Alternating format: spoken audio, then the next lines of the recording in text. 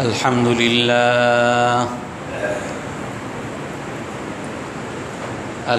لله نحمده ونستعينه ونستغفره ونؤمن به ونتوكل عليه ونعوذ بالله من شرور أنفسنا ومن سيئات أعمالنا من يهده الله فلا مضل له ومن يضلله فلا هادي له ونشهد أن لا إله إلا الله وحده لا شريك له ونشهد أن سيدنا ومولانا محمدًا عبده ورسوله أرسله بالحق بشيرا ونذيرا بين يدي الساعة من يطع الله ورسوله فقد رشد واهتدى ومن يعصهما فقد ضل وغوى أما بعد فأعوذ بالله من الشيطان الرجيم بسم الله الرحمن الرحيم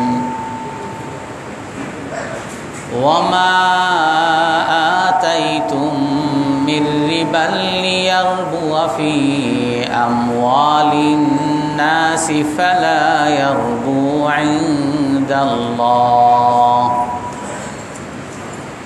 وما آتيتم من زكاة تريدون وجه الله فأولئك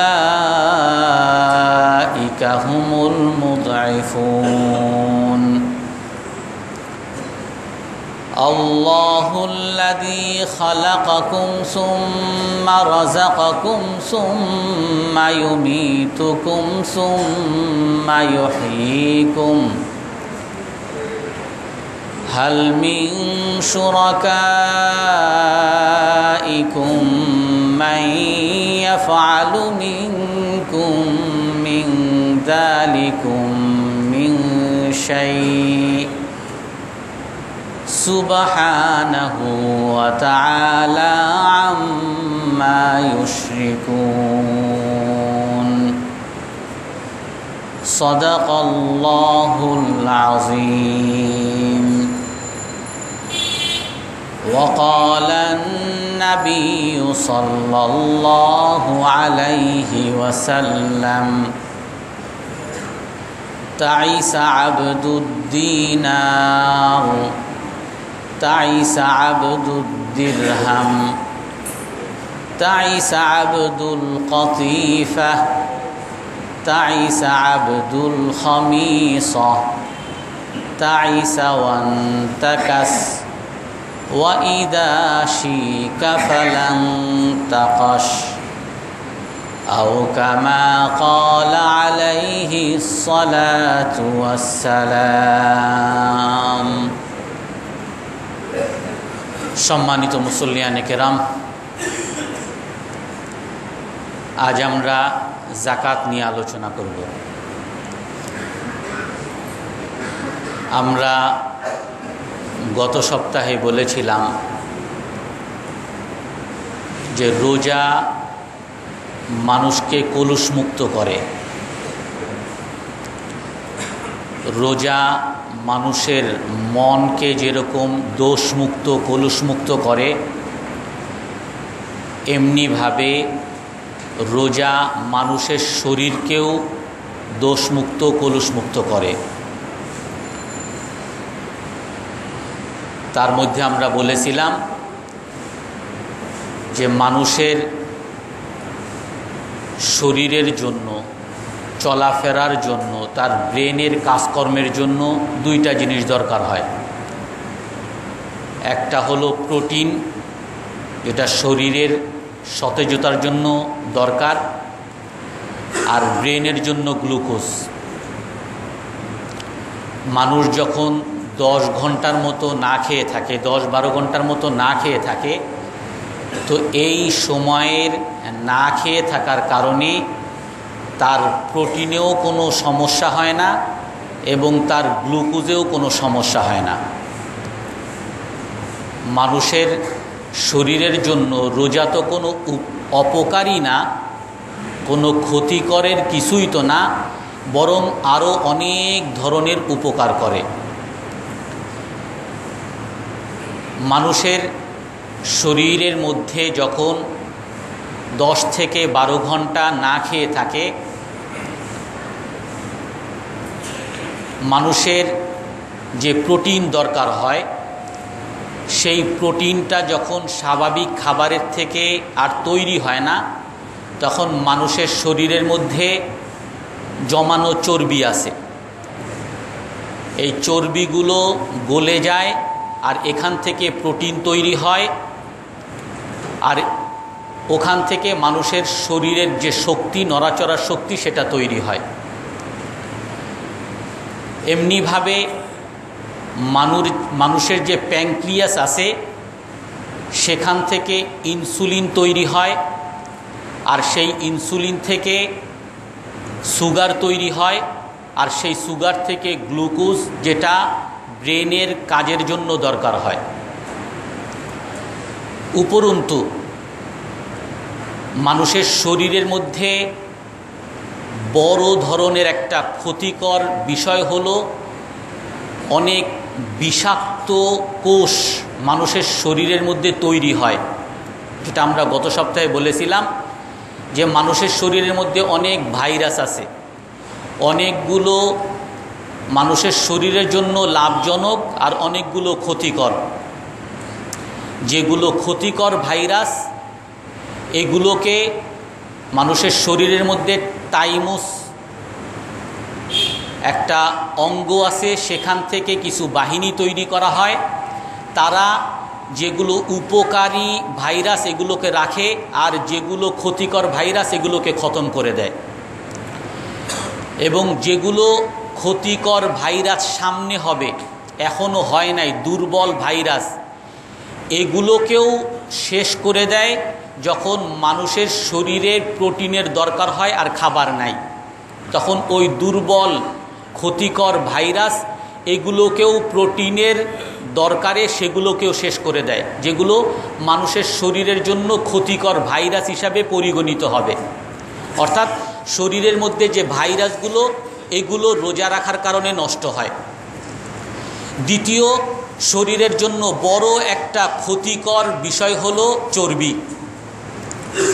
এই চর্বি যখন বাড়ে, তখন মানুষের শরীরের মধ্যে কোলেস্টেরল বাড়ে, আর এই কোলেস্টেরল হলো মানুষের ব্রেন স্ট্রোক, হার্ট স্ট্রোক, এগুলোর সবচেয়ে বড় কারণ। এবং এই কোলেস্টেরল যখন বাড়ে, তখন মানুষের হার্টের কাজ করার জন্য যে শিরা উপশিরায় রক্ত প্রবাহিত হওয়া, যেটা মানুষের জন্য এসেনশিয়াল, অত্যাবশ্যকীয়, ওখানে ব্যাঘাত হয়। যখন চর্বি হয়, মানুষের রক্তের শিরার মধ্যে চর্বি জমে যায়, আর চর্বি জমে গেলে সেই রক্তের শিরা চর্বির কারণে বন্ধ হয়ে যায়, আর বন্ধ হয়ে গেলে রক্ত প্রবাহ হয় না, আর রক্ত প্রবাহ না হলে মানুষের হার্ট দুর্বল হয়ে যায়। যেটা আমরা শুনি যে বাইপাস সার্জারি করে, হার্টের যে স্ট্রোক করে, এগুলো সব সেই রক্তের শিরাগুলো বন্ধ হওয়ার কারণে। তো মানুষের শরীরের মধ্যে আর একটা বড় ক্ষতিকর উপাদান হলো চর্বি, আর এই চর্বিটাও নষ্ট হতে থাকে, ক্ষয় হতে থাকে, কমতে থাকে যখন মানুষ এরকম রোজা রাখে। 10-12 ঘন্টা 13 ঘন্টা রোজা রাখে, মানুষের খাবারের প্রোটিনের দরকারে, গ্লুকোজের দরকারে সেই চর্বিগুলো গলতে থাকে, যেগুলো মানুষের শরীরের জন্য ক্ষতিকর। তো এই হিসাবে মানুষের ব্রেন স্ট্রোকের জন্য, মানুষের হার্ট স্ট্রোকের জন্য রোজা অনেক উপকারী। মানুষের প্যানক্রিয়াস, যেটা ডায়াবেটিস হওয়ার একটা মূল কারণ, মানুষ যখন খাওয়া দাওয়া গ্রহণ করে তখন তার যে প্যানক্রিয়াস যে অঙ্গটা আছে এখান থেকে ইনসুলিন তৈরি করে, আর এই ইনসুলিন থেকে সুগার তৈরি করে। মানুষের শরীরের জন্য যে সুগার দরকার হয় সেই সুগার তৈরি করে। কিন্তু এই প্যানক্রিয়াসের মধ্যে যখন খাবারের যে পরিমাণ দরকার এর চেয়ে যখন বেশি খাবার হয়ে যায়, খাবার দরকার হলো ধরেন 100 গ্রাম, আর সেখানে যখন আমি 5 প্লেট ভাত খাই আর সেখানে বিভিন্ন ধরনের মজার মজার জিনিস খাই, তখন আমার 100 গ্রামের জায়গায় 300 গ্রামের খাবার চলে আসে। আর তখন ওই প্যানক্রিয়াস সে ইনসুলিন যেটা তৈরি করার সেটা তৈরি করতে পারে না, এত খাবারগুলোকে সে ইনসুলিন তৈরি করতে পারে না, দুর্বল হয়ে যায়। আর যখন পরিমাণ মতো ইনসুলিন তৈরি করতে পারে না, তখন সেখান থেকে বাড়তি কিছু সুগার মানুষের শরীরের মধ্যে ঢুকে যায়। আর ওই বাড়তি সুগার যখন হতে থাকে সেখান থেকেই ডায়াবেটিস হয়। ডায়াবেটিস হলো ওই সুগার বাড়তি হওয়া। তো যখন মানুষ রোজা রাখে তখন সেই যে প্যানক্রিয়াস, যেখান থেকে ডায়াবেটিসের একটা মূল কারণ, সেই প্যানক্রিয়াস তখন সে সতেজ হয়, তার ক্লান্তি ভাব দূর হয়। আর যখন খাবার পায় না কিন্তু তার ইনসুলিনের দরকার হয়, তখন ওই শরীরের মধ্যে যে বাড়তি গ্লুকোজ, বাড়তি সুগার, এগুলোকে সে ইনসুলিনের কাজে তৈরি করে, মানে বাড়তি সুগারগুলো আস্তে আস্তে সে নষ্ট করে, মানে সুগার নিয়ন্ত্রণে নিয়ে আসে। ডায়াবেটিসের রোগের জন্য অনেক উপকারী।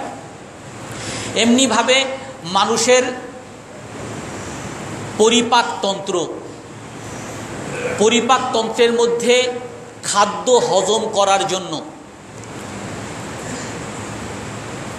মানুষের পরিপাকতন্ত্রে অনেক সময় খাদ্য বেশি চলে আসলে হজম করাতে পারে না, তখন সেখান থেকে অ্যাসিডিটি তৈরি হয়, সেখান থেকে বিভিন্ন ধরনের খারাপ বিষক্রিয়া তৈরি হয়।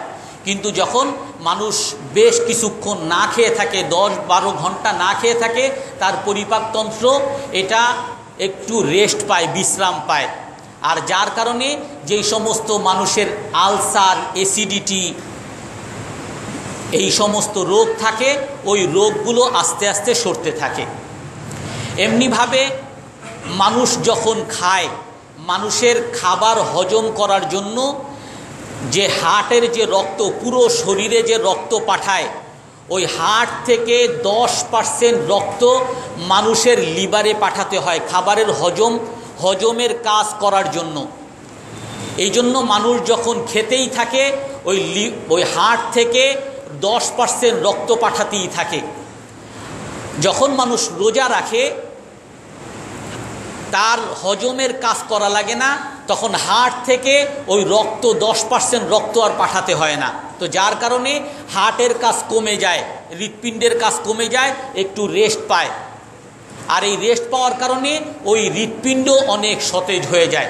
ওই হার্ট এক তো হলো রোজার দ্বারা হার্টের ব্লকেজ, হার্টের স্ট্রোক, ব্রেনের স্ট্রোক তো হয়ই না, বরং হার্ট আরও সতেজ হয়ে যায়। যার হার্ট দুর্বল তারা যদি রোজা রাখে তার হার্ট আরও সতেজ হয়ে যায়। এমনিভাবে মানুষের যখন খাবার খেতে থাকে তখন ওই খাবারের দ্বারা রক্তের মধ্যে পানি তৈরি হয়। আর যখন এই পানিটা বেশি মাত্রায় তৈরি হয় তখন মানুষের শরীরের মধ্যে বিভিন্ন ধরনের রোগ, চর্মরোগ, তারপরে ফুলা রোগ, বিভিন্ন রকমের রোগ তৈরি হয়। এবং রক্তের মধ্যে যে হিমোগ্লোবিন দরকার, যেই পরিমাণ, যেই উপাদান থাকা দরকার রক্তের মধ্যে, সেটাও থাকে না। কিন্তু মানুষ যখন রোজা রাখে তখন ওই রক্তের মধ্যে পানিও পান করে না, তখন রক্তের মধ্যে সেই পানি কমে যায়, যার কারণে হিমোগ্লোবিনের পরিমাণ ঠিকমতো হয়ে যায়। আর রক্তের মধ্যে পানি না থাকার কারণে মানুষের শরীরের মধ্যে যে বিভিন্ন চর্মরোগ হয়, এই চর্মরোগ হয় না। এমনিভাবে মানুষের লিভারের মধ্যে খাবার আসার কারণে খাবার আসতে থাকে, তো খাবার আসার কারণে মানুষের লিভারের মধ্যে, কিডনির মধ্যে পাথর কণা জমতে থাকে। আর ওই কিডনির মধ্যে পাথর কণা জমে অনেককে অ্যাপেন্ডিসাইট অপারেশন করতে হয়, কিডনির পাথরের অপারেশন করতে হয়। কিন্তু মানুষ যখন 10-12 ঘন্টা খায় না খাওয়ার কারণে ওই কিডনির মধ্যে পানি সেই পরিমাণ যায় না, যার কারণে কিডনিটা একটু রেস্ট পায়। আর কিডনি যখন রেস্ট পায়, কিন্তু শরীরের একটা পানির দরকার আছে, শরীরের যেই পানি দরকার, শরীরের যেই প্রোটিনের দরকার, ওই প্রোটিনটা, ওই পানিটা ওই কিডনির মধ্যে পটাশিয়াম, সোডিয়াম এইগুলোকে, অর্থাৎ লবণাক্ত কিছু উপাদান আছে, এইগুলোকে সে গলিয়ে দেয়। আর লবণাক্ত উপাদান ওইগুলোর কারণেই আপনার যে কিডনির মধ্যে পাথর কণা হয়। আর যখন ওই লবণাক্ত সোডিয়াম, পটাশিয়াম এগুলো যখন গলে যায়, তো মানুষের ওই কিডনিতে পাথর হওয়ার ঝুঁকি এটা কমে যায়। এমনিভাবে মানুষের লিভারের মধ্যেও এখান থেকে তার ওই প্রোটিন তৈরি হয়। আর যখন খাবারের চাহিদা কম থাকে, তখন সেই লিভারের মধ্যে চর্বি জমে। আর চর্বি জমার কারণে ওই লিভারটা অকেজো হয়ে যায়, লিভারের মধ্যে থিরোসিস হয়, লিভারের অনেক ধরনের রোগ হয়। কিন্তু যখন মানুষ বেশ কিছুক্ষণ খায় না, 10-12 ঘন্টা রোজা রাখে, তখন সেই লিভারের মধ্যে চর্বিটা সেটা গলতে থাকে। লিভারটা সেই চর্বিকে গলিয়ে মানুষের মধ্যে যে প্রোটিন দরকার হয়, সেটাকে প্রোটিন আকারে লিভার থেকে বের করে দেয়, যার কারণে লিভারের মধ্যে যে সমস্যা, এই সমস্যাগুলো আর থাকে না। এমনিভাবে মানুষের বিভিন্ন জোড়ায় হাড্ডিতে মানুষের ব্যথা হয়। এই ব্যথার এখন পর্যন্ত আধুনিক কোনো চিকিৎসা বের হয় নাই, কিন্তু ডাক্তাররা, বিশেষ করে জার্মানি ডাক্তাররা, তারা এটা বের করছে যে মানুষের বিভিন্ন হাড্ডির জোড়ায় যে ব্যথাটা হয়, এটা মানুষের খাবারের মধ্যে অতিরিক্ত চর্বি, অতিরিক্ত বিষাক্ত উপাদান এগুলো ওই হাড্ডির মধ্যে যাওয়ার কারণে হাড্ডির মধ্যে ব্যথা তৈরি হয়। কিন্তু মানুষ যখন রোজা রাখে, 10-12 ঘন্টা না খেয়ে থাকে, তখন মানুষের প্রোটিনের দরকারে সেই হাড্ডিগুলোর মধ্যে যে বাড়তি চর্বিগুলো, যে বাড়তি বিষাক্ত উপাদানগুলো, এগুলো গলাতে থাকে। আর এগুলো যখন গলতে থাকে, তখন মানুষের ওই হাড্ডির ব্যথাগুলো, বিভিন্ন জোড়ায় যে ব্যথাগুলো, এগুলো কমতে থাকে। এমনিভাবে মানুষের চোখে, মানুষের কানে অনেকগুলো উপকারিতা ডাক্তাররা এখন বর্তমান বিজ্ঞানের আলোকে প্রমাণিত। এটা মানুষ যখন রোজা রাখে, রোজা মানুষের শরীরকে কলুষমুক্ত, দোষমুক্ত, রোগমুক্ত করে দেয়। এমনিভাবে তার অন্তরকেও কলুষমুক্ত, দোষমুক্ত করে, যেটা আমরা গত সপ্তাহে বলেছি। আল্লাহ রসুল হাদিসের মধ্যে বলছেন যে রমজানের রোজা এবং প্রতি মাসের 3 দিনের রোজা ইউযহিবু বিওয়াহরিস সুদূর, মানুষের ভিতরের যত কলুষতা আছে, দোষ আছে, এগুলোকে আল্লাহ তাআলা দূর করে দেন। এমনিভাবে জাকাত মানুষকে পবিত্র করে। খুয মিন আমওয়ালিহিম সাদাকাতান তুতাহহিরুহুম ওয়া তুযাক্কিহিম। হে রাসূল, আপনি মুসলমানগণের সম্পদ থেকে জাকাত গ্রহণ করুন, সদকা গ্রহণ করুন, কারণ এই জাকাত তাদেরকে পবিত্র করে, তাদেরকে কলুষ মুক্ত করে। এমনিভাবে তাদের সম্পদের মধ্যে এই জাকাত বাড়িয়ে দেয়, সম্পদ বাড়িয়ে দেয় জাকাত। ওয়াকিমুস সালাতা ওয়া আতুজ যাকাতা ওয়ারকাউ মা'আর রাকিঈন। আল্লাহ তাআলা বলেন যে তোমরা নামাজ কায়েম করো, জাকাত প্রদান করো। আর যারা রুকু করে তাদের সাথে তোমরা রুকু করো, আল্লাহ তাআলার ইবাদত করো। হযরত আব্দুল্লাহ ইবনে আব্বাস রাদিয়াল্লাহু তাআলা আনহু বলেন, সালাসুন মাকরুনুন বিসালাসিন ফিল কোরআন, কোরআনের মধ্যে তিনটা জিনিসের সাথে আনা হয়েছে, তিনটা জিনিসকে একত্রে আনা হয়েছে। লা ইউকবালু আহাদুন বিদুনিল উখরা, ওই তিনটা জিনিসকে যে একটার সাথে আরেকটা যে উল্লেখ করা হয়েছে, উল্লেখ করার কারণ হলো ওই একটা ছাড়া আরেকটা আল্লাহ তাআলার কাছে গ্রহণযোগ্য হয় না, আল্লাহ তাআলার কাছে কবুল হয় না। তার মধ্যে একটা হলো আতিউল্লাহ ওয়া আতিউর রাসূল, যেখানেই আল্লাহ তাআলা বলছেন যে তোমরা আল্লাহকে মানো, সেখানেই বলছেন আল্লাহর রসুলকে মানো। তো কখনোই আল্লাহর মানাকে আল্লাহ কবুল করবেন না যদি কেউ আল্লাহর রসুলকে না মানে, অথবা কেউ যদি আল্লাহর রসুলকে মানে আর আল্লাহকে মানলো না, এটাও আল্লাহ তাআলা কবুল করবেন না। আর একটা হলো আনিশকুরলি ওয়ালি ওয়ালিদাইক, যেখানেই আল্লাহ তাআলা বলছেন যে আমার কৃতজ্ঞতা প্রকাশ করো, সেখানে আল্লাহ তাআলা বলছেন তোমার পিতামাতার কৃতজ্ঞতা প্রকাশ করো। যে ব্যক্তি পিতামাতার কৃতজ্ঞতা প্রকাশ করবে না, পিতামাতার সাথে ভালো ব্যবহার করবে না, সে কখনোই আল্লাহ তাআলার কৃতজ্ঞ বান্দা হতে পারবে না। আল্লাহ তাআলা তার কৃতজ্ঞতাকে, তার ইবাদতকে কখনোই আল্লাহ তাআলা কবুল করবেন না।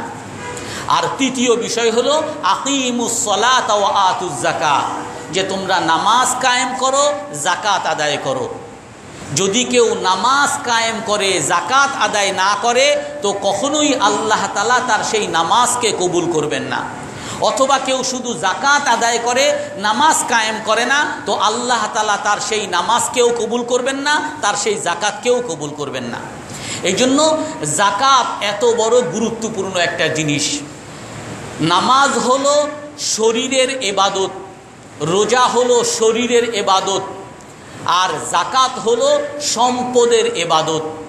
আল্লাহ তাআলা যেখানেই বলছেন যে তোমরা মেহনত করো, আল্লাহর রাস্তায় তোমরা কষ্ট করো, সেখানেই আল্লাহ তাআলা বলছেন ওয়াজাহিদু বিআমওয়ালিকুম ওয়া আনফুসিকুম ফি সাবিলিল্লাহ, তোমরা আল্লাহর রাস্তায় কষ্ট করো, আল্লাহর রাস্তায় তুমি কষ্ট ব্যয় করো, জিহাদ করো, তোমার নিজের জীবন দ্বারা আর নিজের সম্পদ দ্বারা।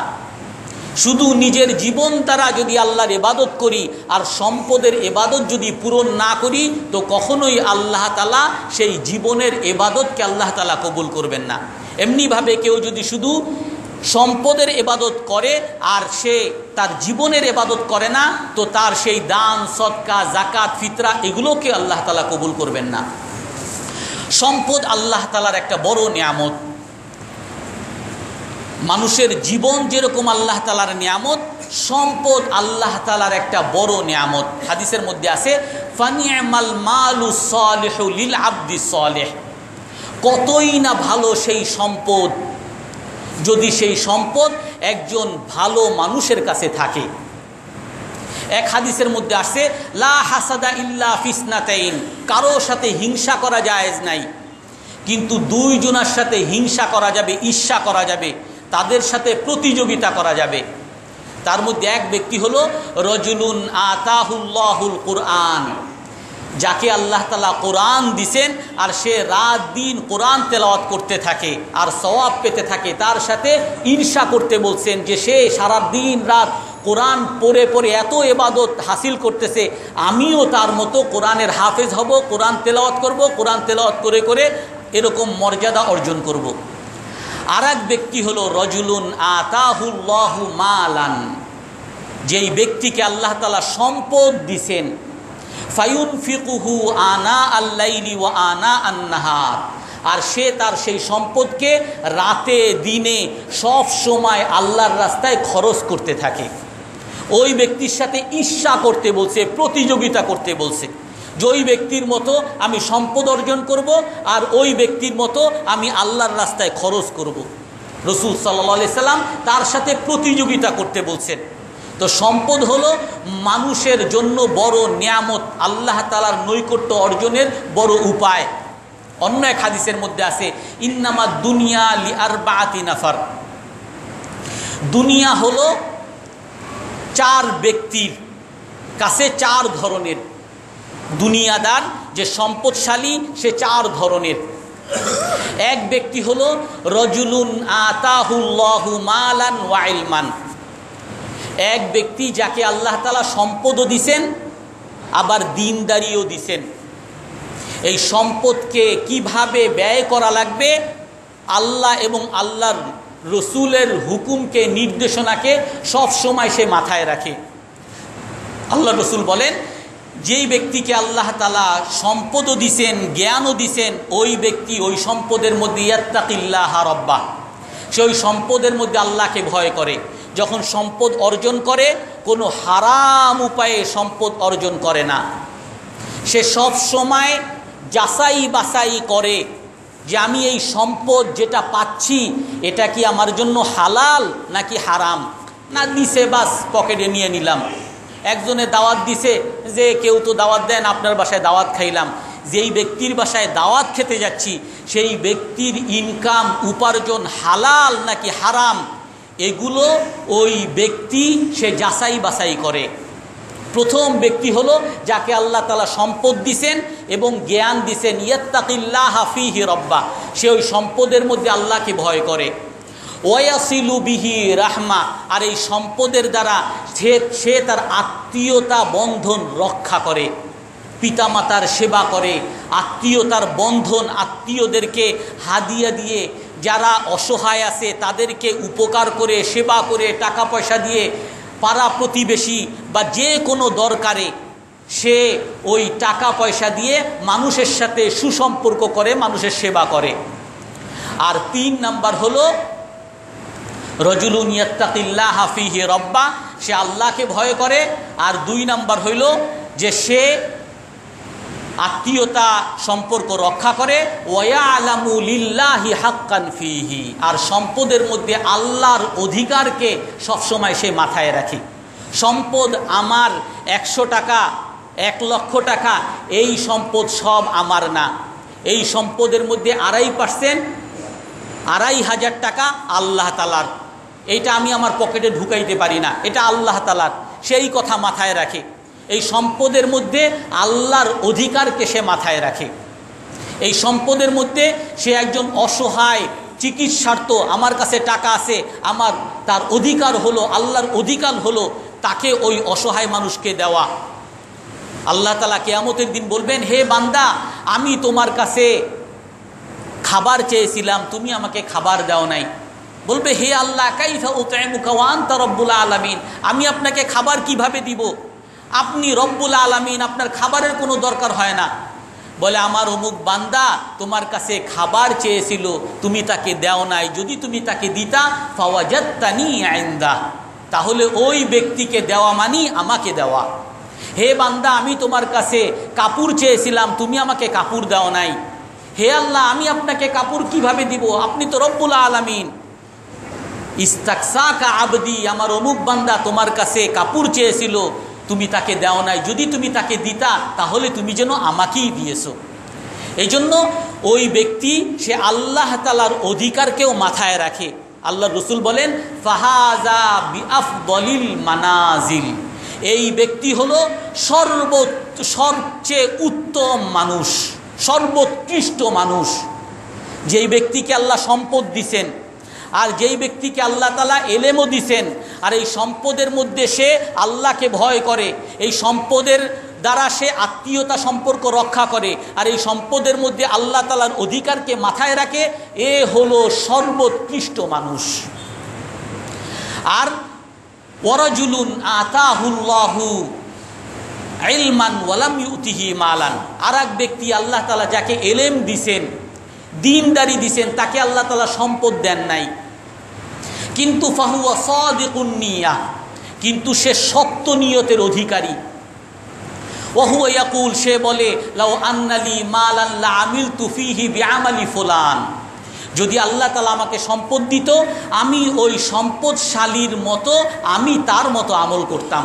সম্পদশালী যেরকম আল্লাহর রাস্তায় সদকা করে, সম্পদশালী যেরকম সে তার আত্মীয়তা সম্পর্ক রক্ষা করে, সম্পদশালী যেরকম গরিব মানুষের পাশে দাঁড়ায়, আমিও তার মতো করতাম।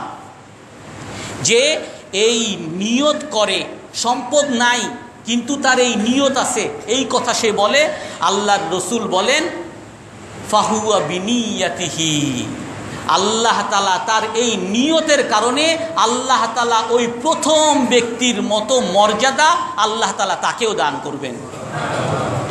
তারপরে তৃতীয় ব্যক্তি হলো রজুলুন আতাহুল্লাহু মালান ওয়ালাম ইউতিহি আবদা ওয়ালাম ইউতিহি ইলমা, যাকে আল্লাহ তাআলা সম্পদ দিয়েছেন কিন্তু এলেম দেন নাই, দ্বীনদারি দেন নাই।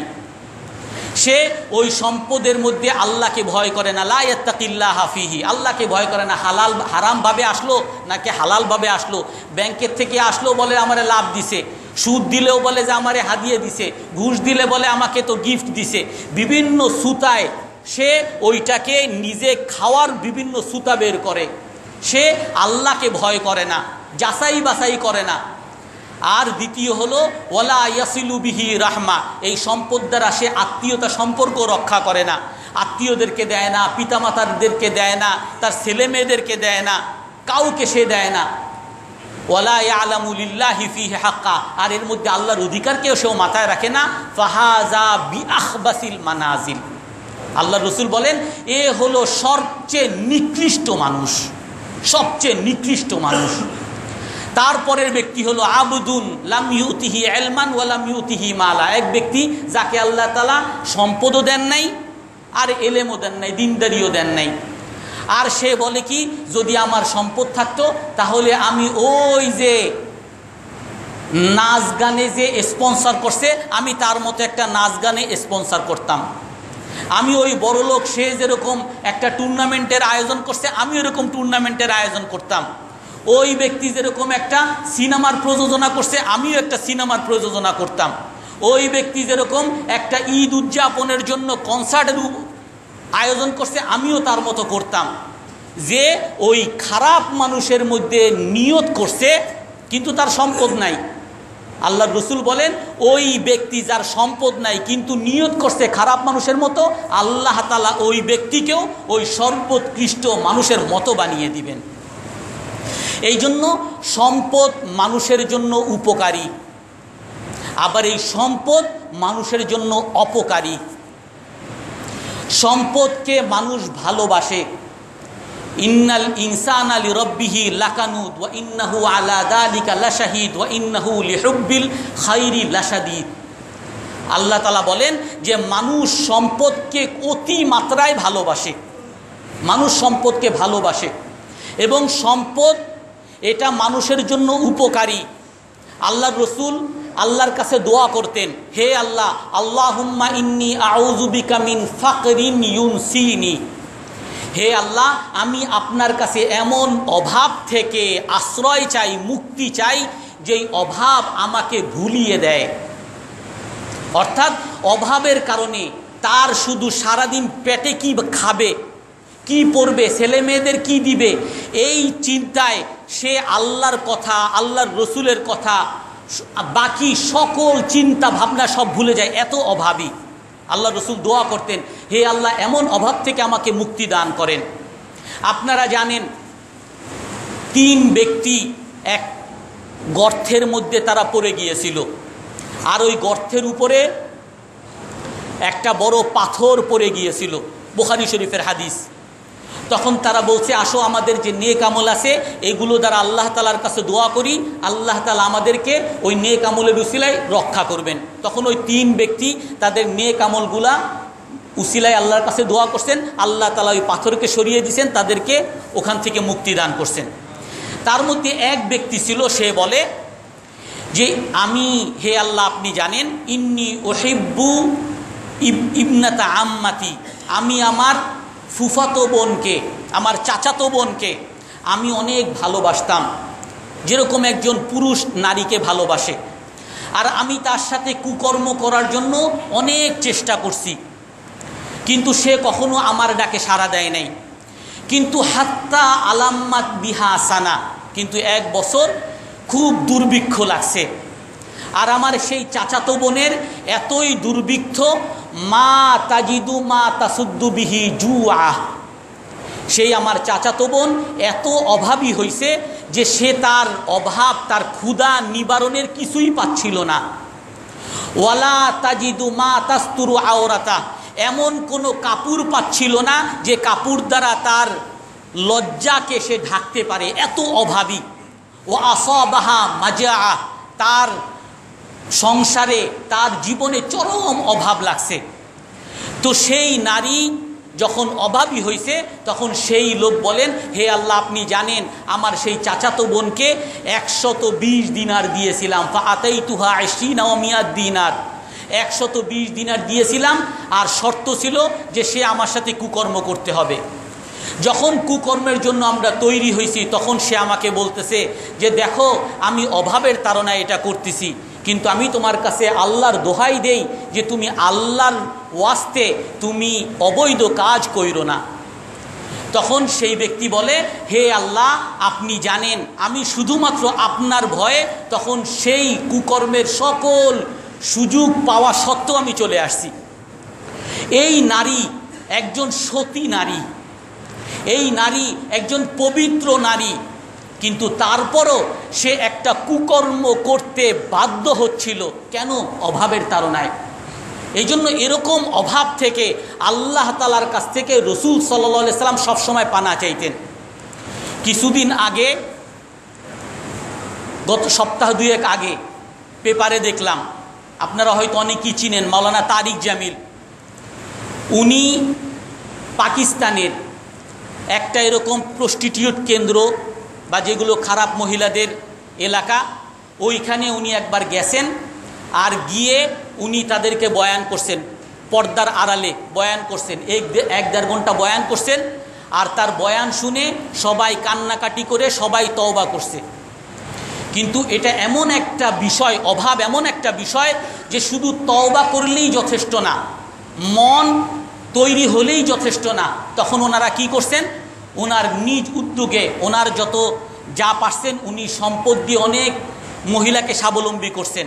ওনার পরিচিত অনেকের সাথে ওই নারীদেরকে বিবাহ দিয়ে দিছেন, অর্থাৎ স্বনির্ভর করে দিছেন। তো আমরাও যদি সেরকম ভালো কিছু করতে চাই তো আমাকেও সেই অভাবের পাশে আমাকেও দাঁড়াতে হবে। তো মানুষ সম্পদ অর্জন করা এটা একটা ভালো কাজ, এটা একটা সওয়াবের কাজ, কিন্তু সমস্যা কোথায়? সমস্যা হলো ওই সম্পদের গোলাম হয়ে যাওয়া। আল্লাহ তাআলা বলেন যে এই সম্পদ তোমাদের জন্য নিয়ামত, আবার বলেন এই সম্পদ তোমাদের জন্য ফিতনা। তোমাদের দ্বারা তোমাদেরকে আল্লাহ তাআলা এই সম্পদ দ্বারা আযাব দিবেন, শাস্তি দিবেন। কখন? যদি সেই সম্পদের গোলাম যদি মানুষ হয়ে যায়। রসুল হাদিসে বলেন, তাইসা আব্দুদ দিরহাম, ধ্বংস হোক, ধ্বংস হয়ে গেছে ওই ব্যক্তি যে দিনারের গোলাম, টাকা পয়সার গোলাম, যে দিরহামের গোলাম। তাইসা আব্দুল কতিফা, যে সুন্দর পোশাকের গোলাম, যে সুন্দর চাদরের গোলাম, যে একটু তার জামায় যদি একটু কেউ ময়লা লাগায় তো তার যেন 14 গোষ্ঠী সে উদ্ধার করে। একবার একজনে হাঁটতেছিল, তার পালিশ করা জুতার মধ্যে একটু একজনে পা দিয়ে দিছে, আর তারে ধইরা কি মাই, জামার জানো সেটা 200 টাকা দিয়ে পলিশ করা জুতা, এইটার মধ্যে পা দিলি, ধইরা তাকে মাই। তো এরকম যারা এরকম কাপুরের গোলাম, আল্লাহ তাআলা বলে, আল্লাহ রসুল বলেন যে তারা ধ্বংস হয়ে গেছে। তাইসা ওয়ান্তা কাসা, তারা হতাশ হয়ে গেছে, তারা দুশ্চিন্তাগ্রস্ত হয়ে গেছে। আজকে দেখবেন যারা এরকম অনেক ধনী কিন্তু টাকা পয়সার গোলাম, টাকা পয়সার ক্ষেত্রে আল্লাহকে ভয় করে না, তাদের টেনশনের কোনো শেষ নাই। আর ওই টেনশনের কারণে তাদের ডায়াবেটিস, তাদের হার্ট, তাদের ব্রেন স্ট্রোক, সমস্ত রোগের ডিব্বা তাদের শরীরের মধ্যে। তাইসা, আল্লাহ রসুলের হাদিস, যে সে হতাশ হয়ে গেছে। ওয়ান্তা কাসা, আর সে সবার কাছে বিতাড়িত হয়ে গেছে, সবার কাছে সে বঞ্চিত, অপ্রিয়। যে টাকা পয়সার গোলাম সে সবার কাছে অপ্রিয়। সে তার ড্রাইভাররেও টাকা দেয় না, তার দারোয়ানরেও ঠিক মতো বেতন দেয় না, এমনকি নিজের ছেলে মেয়েদেরকেও দেয় না। ছেলে মেয়েরা আশা করতে থাকে বাপ কবে মরবে, বাপ মরলে বাপের পয়সা দিয়ে কিছু খাইতে পারবো। এরকম টাকা পয়সার গোলাম যারা যারা যারা টাকা পয়সা নিয়ে এতটা মগ্ন থাকে, যারা সবার কাছে অপ্রিয় হয়ে যায়। আল্লাহ রসুল বলেন কি, ওয়া ইদা শিকা ফালান তাকাশ, আর যখন তার পায়ে কাঁটা লাগে তখন সেটাকে যন্ত্র দ্বারাও বের করা যায় না। রসুলের হাদিস, যখন তার পায়ে কাঁটা লাগে যন্ত্র দ্বারাও বের করা যায় না। তো এর মানে কি, পায়ে কাঁটা লাগলে যন্ত্র দ্বারা বের করা যাবে না কেন? এমনি তো বের করার কথা। আমি কোরআনের এক আয়াত পড়ছি, কোরআনের আয়াতের মধ্যে আল্লাহ তাআলা বলেন, ওমা আতাইতুম মিন যাকাতিন তুরিদুনা ওয়াজহাল্লাহ ফাউলাইকা হুমুল মুদঈফুন, তোমরা যারা সম্পদের যাকাত প্রদান করো আল্লাহ তাআলা তোমাদের সম্পদকে বাড়িয়ে দিবেন। ইয়ামহাকুল্লাহুর রিবা ওয়া ইউরবিস সাদাকাত, আল্লাহ তাআলা সুদকে আল্লাহ তাআলা মোচন করে দেন। যারা সুদ খায় তাদের সম্পদকে আল্লাহ তাআলা ভ্যানিশ করে দেন, আর যারা যাকাত দেয় সেই যাকাতকে, তাদের সম্পদকে আল্লাহ তাআলা বাড়িয়ে দেন। মা নাকাসা মালু আবদিম মিন সাদাকা, আল্লাহ রসুল বলেন যে আমি কসম খেয়ে বলি, তিনটা বিষয় আমি কসম খেয়ে বলি, তোমরা এটা বিশ্বাস করো আর এটা মনে রাখো। তার মধ্যে একটা হলো মা নাকাসা মালু আবদিম মিন সাদাকা, কোনো বান্দার সম্পদ কখনো যাকাত দেওয়ার দ্বারা, সদকা দেওয়ার দ্বারা কমে না। ওমা জুলিমা আবদুন মাজলামা, আর যেই বান্দার উপরে জুলুম করা হয় আর সেই জুলুমের উপরে সবর করে আল্লাহ তাআলা তার সম্মানকে বাড়িয়ে দেয়। ওয়ালা ফাতাহা বাবুন আবদুন বাবা মাসআলা, আর যেই বান্দা মানুষের কাছে হাত পাতে আল্লাহ তাআলা তার অভাবকে কখনো শেষ করেন না। তো মানুষের সম্পদ যাকাতের দ্বারা বাড়ে। আমরা সার্বিক কেউ বিশ্বাস করতে চায় না। সার্বিক চোখে দেখি যে সুদ নিলে 10 টাকায় 100 টাকায় 110 টাকা হয়, আর যদি যাকাত দেই 100 টাকায় 97 টাকা হয়ে যায়, 97 টাকা 50 পয়সা হয়ে যায়, 2.5 টাকা কমে যায়। এটা তো আমরা সচক্ষে দেখি।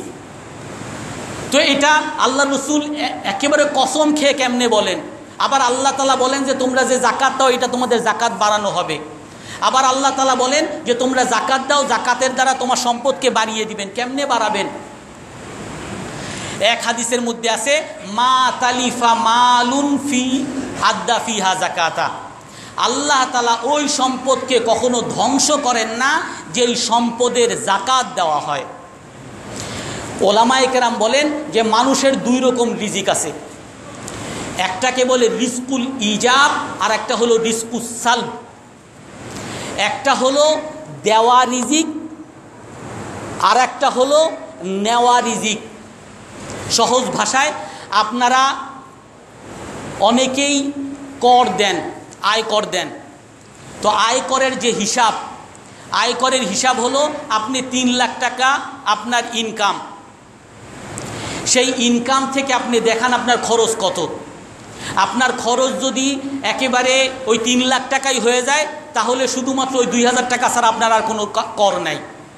কিন্তু ওই খরচ যদি আপনার মাত্র 50,000 টাকা, 2.5 লক্ষ টাকা আপনার কাছে পুরো সঞ্চয়, তখন এই টাকার পুরো কর দিতে হয়। অর্থাৎ আপনার 3 লাখ টাকার মধ্যে খরচ কত, এইটা একটা মূল বিষয়।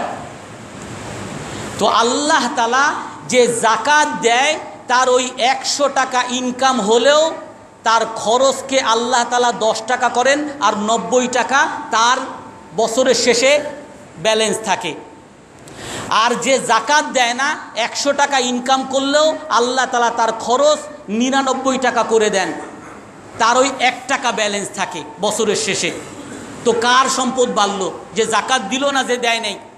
এখন বলবেন কেমনে এটা? যার যে যাকাত দেয় তার যখন ছেলের অসুখ হয়, জ্বর হয়েছে, বাসার স্ত্রী বলে যে জ্বর হয়েছে কি করব? বলে জ্বর হয়েছে একটু মাথায় পানি দিয়ে দাও, জ্বর 1 সপ্তাহের মধ্যে এমনি ভালো হয়ে যাবে, সমস্যা নেই। আর যে যাকাত দেয় না ধনী, তার বাসায় যখন বলে ছেলের তো জ্বর হয়েছে, আল্লাহ ওই অ্যাপোলোতে নাও, অমুক জায়গায় নাও, অ্যাপোলোতে গেছে, হাসপাতালে রোগী বলে এইটা করেন, এই টেস্ট ওই টেস্ট ওই টেস্ট ওই টেস্ট, একসাথে 1 লক্ষ টাকা শেষ। আর যেই ব্যক্তি যাকাত দেয় ওই ব্যক্তি ঘরের মধ্যেই তার 1 লক্ষ টাকার চিকিৎসা আল্লাহ তাআলা করিয়ে দিছেন। আর ওই ব্যক্তি যদি ঘরে রাখতো হয়তো বা কিছুই হইতো না, কিন্তু তার মনের মধ্যে এমন এক হতাশা, এমন এক আতঙ্ক আল্লাহ তাআলা ঢুকানো, সে সব কিছুতে আতঙ্ক দেখে, আর যার কারণে সব কিছুতে তার টাকা যেতে থাকে। এই জন্য এটা হলো চিরসত্য কথা, আপনি মানেন আর না মানেন, জাকাত দিবেন আল্লাহ তাআলা আপনার সম্পদকে বাড়িয়ে দিবে, আর জাকাত দিবেন না আল্লাহ তাআলা আপনার সম্পদকে ছিনিয়ে নিবে। এই জন্য জাকাত দেওয়ার কিছু নীতিমালাও আছে। জাকাত আমরা কাকে দিব, সংক্ষেপে আমি শেষ করতেছি। জাকাত শুধুমাত্র গরিবের হক, ফকির মিসকিন যার উপরে জাকাত নাই তাকেই শুধু জাকাত দেওয়া যাবে। আপনি জাকাত কোনো উন্নয়নমূলক কাজে ব্যবহার করতে পারবেন না, জাকাত কোনো ধনী ব্যক্তিকে দিতে পারবেন না। হ্যাঁ, যদি এমন ধনী ব্যক্তি হয় সে খুব ঋণগ্রস্ত, ঋণের কারণে তার আর কোনো বাড়তি টাকা নাই, তো সেই ঋণগ্রস্ত ব্যক্তিকেও জাকাত দেওয়া যাবে। এই জাকাত মানে হলো কাউকে মালিক বানিয়ে দেওয়া। জাকাত গরিবকে ছাড়া আর দেওয়া যায় না। যেমন আমরা আমাদের মাদ্রাসায় জাকাত নেই, তো আমরা এই জাকাতের টাকাটা শুধুমাত্র গরিব যে ছাত্র যারা বেতন দিতে পারে না তাদের ক্ষেত্রে আমরা ব্যয় করি। আর যে আপনারা ধরেন বদরি সদস্য বা অন্যান্য অনুদান যেগুলো দেন, এগুলো হয়তো অন্যান্য কাজে, যেমন কারেন্ট খরচ, বিদ্যুৎ খরচ বা অন্যান্য উন্নয়নমূলক কাজে এগুলো ব্যয় করা যায়। এমনিভাবে মসজিদে আপনারা অনেকেই দান করেন, এগুলো হলো সাধারণ দান, মসজিদেও এরকম জাকাত দেওয়া যায় না। জাকাত হলো শুধুমাত্র গরিবদেরকে আপনাকে দিতে হবে। তো আর আপনারাও জানেন যে আমরা আমাদের প্রতি বছর একবার